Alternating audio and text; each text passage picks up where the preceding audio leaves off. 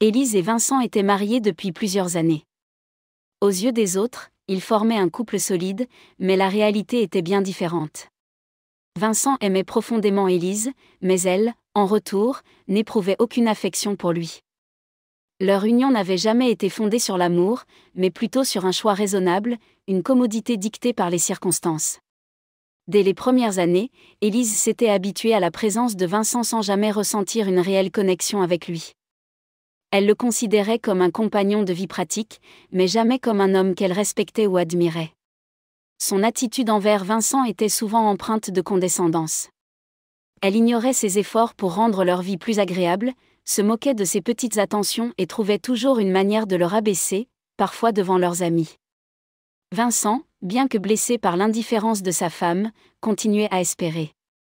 Il lui offrait des cadeaux, organisait des sorties, et lui écrivait même des lettres pleines d'affection. Mais rien ne semblait attendrir Élise. Elle le regardait toujours avec cet air détaché, comme s'il n'était qu'un élément parmi d'autres de son quotidien. Peu à peu, Vincent prit conscience que son amour n'était pas réciproque. Il avait essayé de toutes les manières possibles, mais Élise ne montrait ni reconnaissance ni respect envers lui. Il commença à ressentir un vide grandissant dans leur relation. Les années passèrent, et cette dynamique devint leur routine. Élise ne faisait plus aucun effort pour cacher son mépris, et Vincent, malgré sa tristesse, s'était résigné à accepter son rôle de mari transparent et mal aimé. Une nuit, après une énième dispute où Élise l'avait ridiculisé devant des amis, Vincent s'assit seul dans le salon. Il fixa le plafond, réfléchissant à sa vie, à son mariage, et à ce qu'il en retirait réellement. Il prit alors une grande décision. Vincent décida qu'il ne pouvait plus continuer ainsi. Il méritait mieux. Il méritait d'être aimé, respecté, apprécié. Il ne pouvait plus être cet homme que sa femme méprisait sans remords.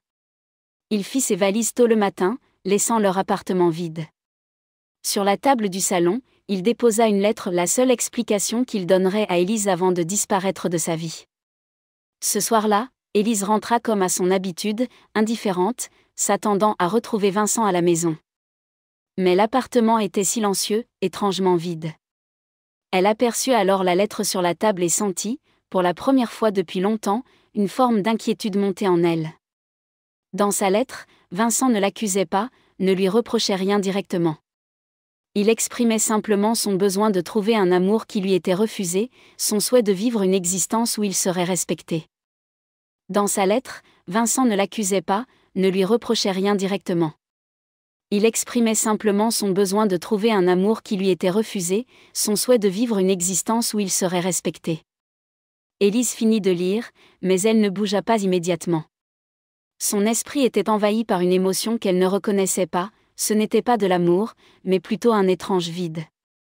Elle s'était toujours crue au-dessus de la relation, pensant que Vincent serait là éternellement malgré son comportement.